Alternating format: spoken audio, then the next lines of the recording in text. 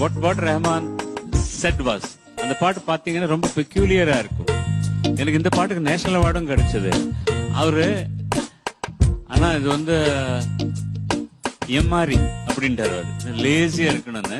அவர் நிக் பாடும்போது தங்கத்தாமரமகளே வாருகே தத்தித்தாவது மனமே வாருகே